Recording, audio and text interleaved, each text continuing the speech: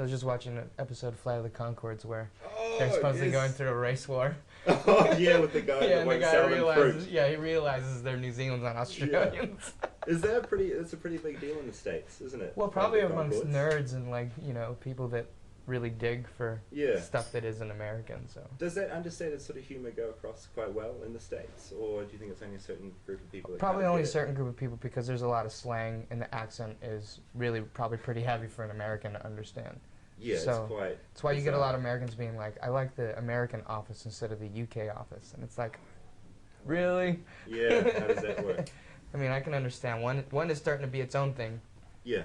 But the original is the original. Do you guys even get time to watch TV? Because you seem to be so busy. Yeah, we get time. Well, I don't think he does really, because he's working all the time. Yeah. But for the most part, I do. Because you are a busy man, Emma. You're always. I'm filming. Excuse me. Oh, sorry, direct the questions over here. He's a busy man. You've got to admit, he is a busy man. Yes, I think he's extremely busy. I worry about his sanity sometimes. Because I think last time you were here, it was kind of the beginning of all the sort of the insanity of the record. We had the Ouija board, and things were starting to go a little bit weird. It was a little bit before then, but yeah, that was kind of like in the middle of it. Yeah. So when you were in New Zealand, was anything particularly bizarre happening at that point, or is it all kind of a blur of memories? It's all kind of a blur of memories, yeah. Yeah. But you're through that now. That's in the past, and everything is going pretty well. Knock on expensive wood, yes. Knock on expensive wood, yeah. Although I heard you're having some problems with getting the vinyl pressed and out. There were still some weird things going on. Yeah, but that's just the record label not knowing how to do it, because it's such an old medium, I guess, now.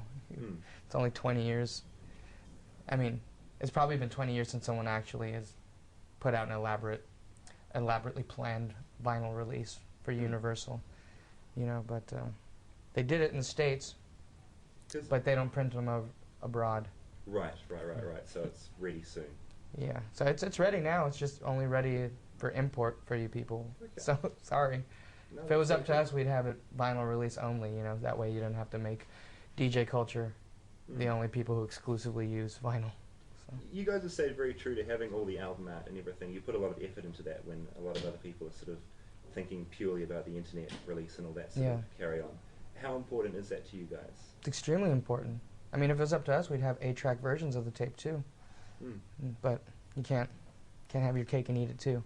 But it's just that at the end of the day, for the kind of ideas that we present to people, and the length of the songs, and the dense version of what we do, you want to kind of give someone a big version of it to have and to hold. You don't want to give them this little thing, you know what I mean? And because CDs are quite sort of even CDs are just limited, and so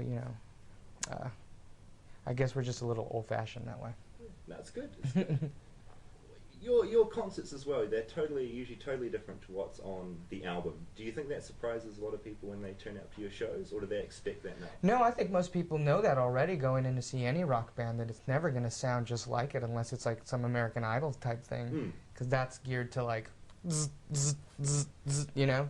But with us, I think that's the beauty of it. It's the beauty of some of the bands we like, is that, I mean, even Kiss, I discovered that at a young age.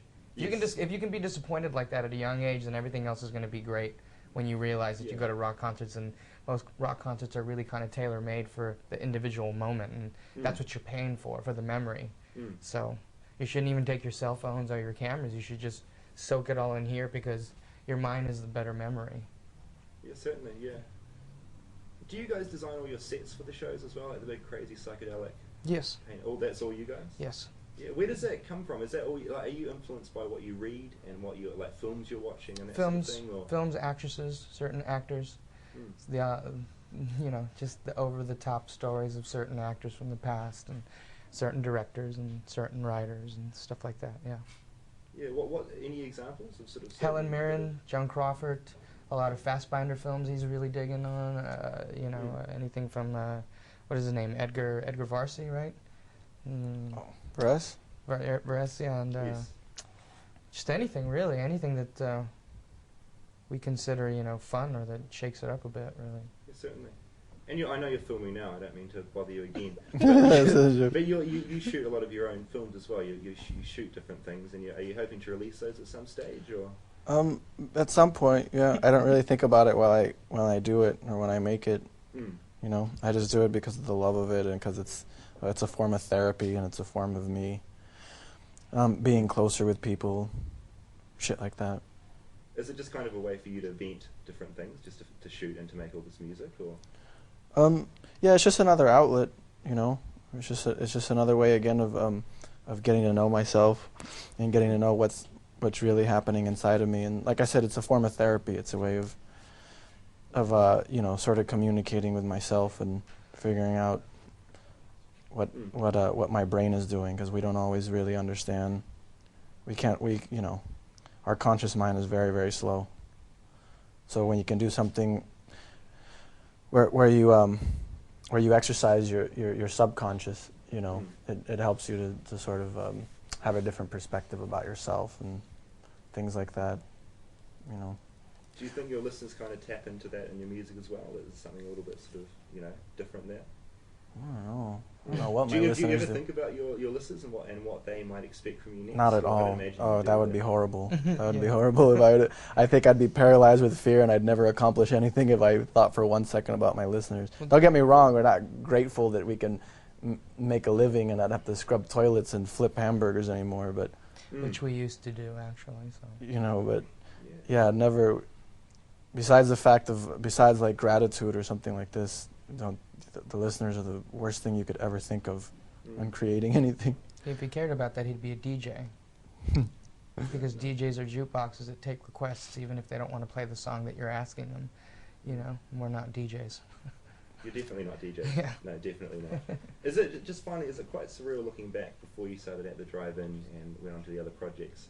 Like how far? I mean, you're doing what you love, obviously. Is that quite a neat feeling?